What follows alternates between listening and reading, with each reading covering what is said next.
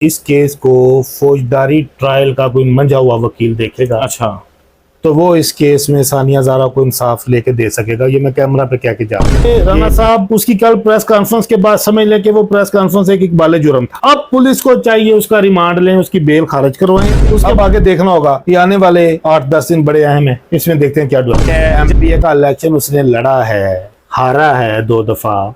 दूसरी तरफ एक ही घर के 6 पार्लियामेंटेरियंस हैं। अब उनको एक तराजू में रख रहे हैं, दोनों को तोल रहे हैं। यानी देखें ये एक सारा एक प्लान था। फिर एक एफआईआर दर्ज थी, मीडिया के सामने गिरफ्तारी देनी थी, कल की गिरफ्तारी भी प्लान थी। उसका मफहूम था झूठ झूठ और झूठ। उसकी बॉडी लैंग्वेज साथ नहीं दे रही। घर में लाश लटकी हुई हो, आप 2-2.5 घंटे क्या करते रहे हैं? आपने ना पुलिस को बुलाया, ना आपने 1112 को बुलाया कि आप उसको कोई फर्स्ट एड देते। जब तक रिमांड नहीं होगा, जब तक पुलिस इसकी मेरिट के ऊपर तफ्तीश नहीं करेगी, ये कायक राना साहब सामने नहीं आएंगे। ये मैनेज हो जाएंगी और चीजें मैनेज हो रही हैं तो ये कुछ भी कर सकते हैं।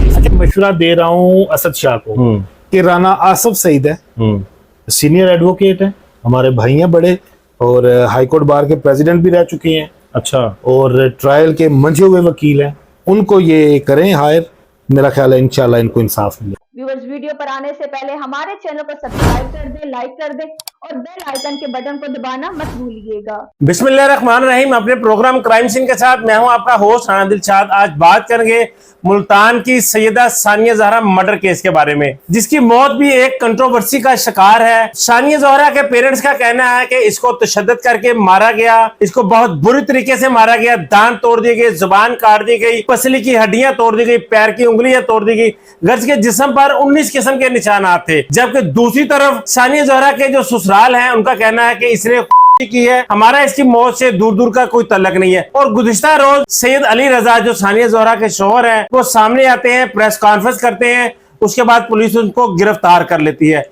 गिरफ्तारी भी जो उनकी है वो सानिया मर्डर केस में नहीं होती, बल्कि जो उन्होंने निकाहनामे में अपने आप को कुंवारा जाहिर किया, 420 की एफआईआर थी। पुलिस गिरफ्तार करती है, मजिस्ट्रेट के सामने पेश करती है और जुडिशल कर दिया जाता है। मेरे साथ मारूफ कानूनदान अली हसन जाफरी मौजूद हैं। इनसे बात करते हैं कि सैयद अली रजा ने जो प्रेस कॉन्फ्रेंस की उसका मफहूम क्या था। अस्सलाम वालेकुम जी। वालेकुम अस्सलाम। बड़ा दिलचस्प सवाल आपने किया कि उसका मफहूम क्या था। उसका मफहूम था झूठ झूठ और झूठ। उसकी बॉडी लैंग्वेज साथ नहीं दे रही थी। राना साहब देखें, उसी ने अपनी प्रेस कॉन्फ्रेंस में कहा कि सुबह 7 बजे मुझे पता चल गया दरवाजा नहीं खुल रहा। 7:30 बजे खुल गया होगा। 7:30 बजे पुलिस को कब वो इतला दे रहे हैं? 9, 9:30 बजे, 2-2.5 घंटे के बाद। लड़की के फैमिली को वो बिल्कुल इन्फॉर्म नहीं कर रहा। लड़की की फैमिली को कौन बता रहा है? एसएचओ। और एसएचओ क्या बात कर रहा है असद शाह से कि मुझे लग रहा है ये मर्डर है, फौरी आए। ठीक है। अब उसके बाद देखें, सबसे जो बड़ा जो प्रेस कॉन्फ्रेंस उसमें तजाद था वो ये था कि मेरे बच्चे को थप्पड़ मारा, मेरी उस पे जनाब मैं तैश में आ गया, मैं अपने बच्चे को लेके अपनी दूसरी बीवी के पास चला गया। दूसरा बच्चा किधर? फिर उसने कहा कि मैं जब उठ के आया, मेरे आने से पहले नौकरानी खड़ी थी, वो कह रही थी बीबी दरवाजा नहीं खोल रही। फिर वो चला गया। फिर वो कहता है कि मेरी माँ भी आ गई कि वो दरवाजा नहीं खोल रही। और राना साहब मेरी बात सुने, घर में एक लाश लटकी हुई हो, आप 2-2.5 घंटे क्या करते रहे हैं? आपने ना पुलिस को बुलाया, ना आपने 1112 को बुलाया कि आप उसको कोई फर्स्ट एड देते। ठीक है। ना आपने लड़की के घर वालों को बुलाया कि फौरी आए जी, देखिए आपकी लड़की ने क्या किया।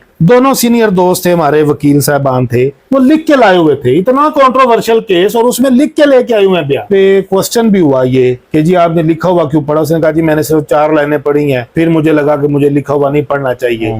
यानी देखें ये एक सारा एक प्लान था। फिर एक एफआईआर दर्ज थी, मीडिया के सामने गिरफ्तारी देनी थी, कल की गिरफ्तारी भी प्लान थी कि वो आएगा। उसके पास Islamabad high court, Lahore high court से प्रोटेक्टिव बेल थी। वो सीधा प्रेस क्लब आया, वहां पे उसने अपने वुकला को साथ लिया, प्रेस कॉन्फ्रेंस की वुकला की मौजूदगी में। और वो इतना बड़ा कोई सेलिब्रिटी तो था नहीं कि वो जनाब प्रेस कॉन्फ्रेंस लाइव चल रही थी, कोई पीटीआई का चेयरमैन तो था नहीं कि प्रेस कॉन्फ्रेंस चल रही है और जाके पुलिस ने गिरफ्तार कर दिया लाइव देख के कि जी यहाँ पे होगा। वो तो मोस्टली डिजिटल मीडिया वहां पे मौजूद था। ठीक है। पुलिस को वहां पे प्री प्लान बुलाया गया कि मीडिया के सामने, वुकला के सामने गिरफ्तारी होगी।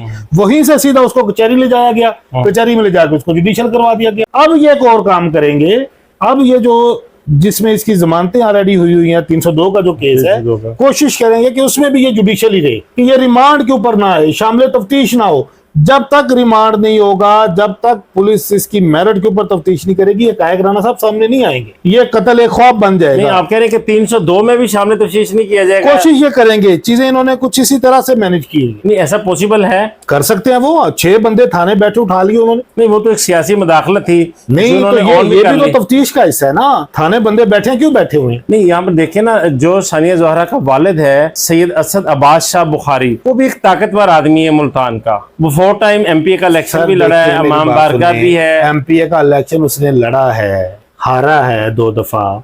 दूसरी तरफ एक ही घर के 6 पार्लियामेंटेरियंस हैं। अब उनको एक तराजू में रख रहे हैं, दोनों को तोल रहे हैं। अभी तक वो किसकी तरफ हैं?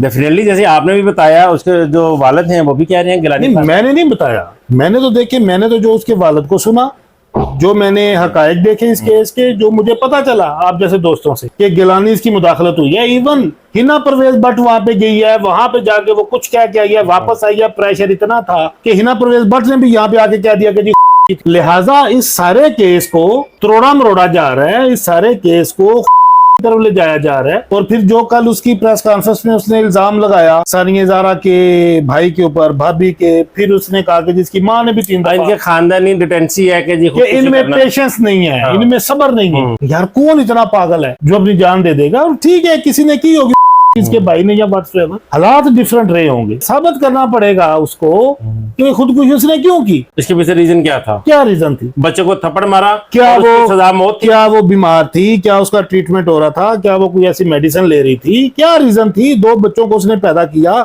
2 बच्चों को पाल रही है, और कहीं से नहीं लग रहा था कि एक अब नॉर्मल लड़की इनकी परवरिश कर रही है। वो एक नॉर्मल लड़की थी, वो एक जीने वाली लड़की थी, पढ़ी लिखी थी, बड़े खानदान की थी। ठीक है। तो मायके से उसका राब्ता बहुत कम था, ये नहीं होने देता था, या क्या रीजन थी? नहीं, वो तो कहता बिल्कुल आजाद थी वो। फिर शोकन थी उसके ऊपर, देखिए ना चीजें। लेकिन ये राणा साहब उसकी कल प्रेस कॉन्फ्रेंस के बाद समझ लें कि वो प्रेस कॉन्फ्रेंस एक इकबाल जुर्म था। अब पुलिस को चाहिए उसका रिमांड लें, उसकी बेल खारिज करवाएं, उसके बाद इसका रिमांड लें। रिमांड लेके सिर्फ इसका रिमांड ना ले, इसके मुलाजमों का रिमांड लें, इसके जितने फैमिली मेंबर्स वहां पे घर में मौजूद थे उन सब की बेशक गिरफ्तारियां ना डालें, लेकिन उनको शामिल तफ्तीश जरूर करें और तमाम शवाहिद और हकायक इकट्ठे करें। चीज और के ऊपर भी मसला बना हुआ है कि वो जो दुपट्टा है या वो जो परना था, सुनने में आ रहा है कि मैंने असद शाह की शायद सुना है मर्दाना था, कि वो भी मर्दाना था और इनके किसी मुलाजिम का। उसके बारे में तो अली रजा ने कह दिया ना जी कि हम सदात हैं, सदात के दुपट्टे काले होते हैं, तो वो दुपट्टा उसी का था। अगर इस मामले को, जिस तरह मैंने आपके पिछले इंटरव्यू में भी कहा कि अगर इस मामले को प्रॉपरली इन्वेस्टिगेट ना किया गया और सानिया ज़हरा की तरफ से, उसकी फैमिली की तरफ से, इनकी लीगल टीम की तरफ से इस केस को इंतहाई संजीदगी से ना लड़ा गया, तो मेरा ख्याल है, क्योंकि जो पोस्टमार्टम रिपोर्ट है, चीजें मैनेज हो जाएंगी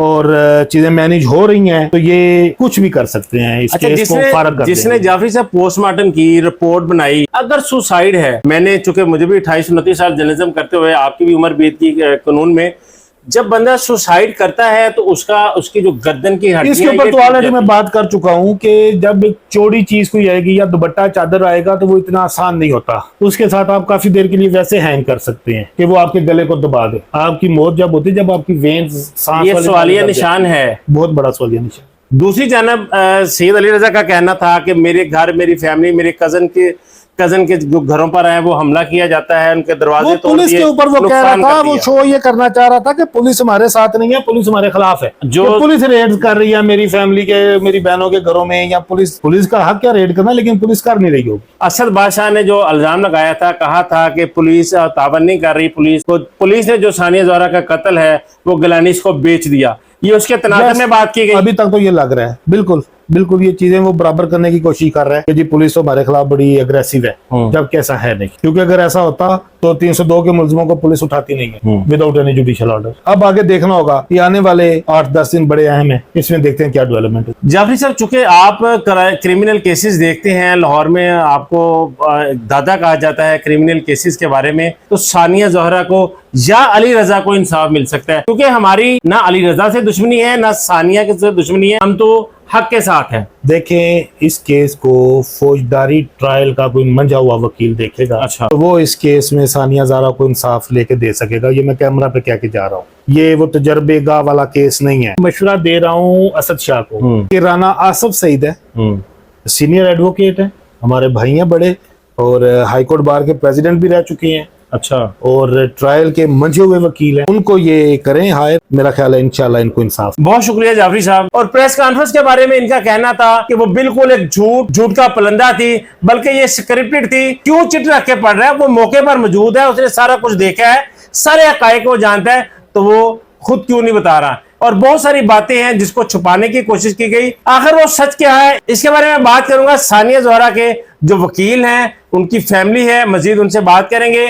जो भी इस बार अपडेट आती है, पेशरफ्त होती है, उस बारे आपको आगाह कीजिएगा। कमेंट बॉक्स में अपनी राय से जरूर आगाह कीजिएगा। इजाजत दीजिए, अल्लाह ने के बाद।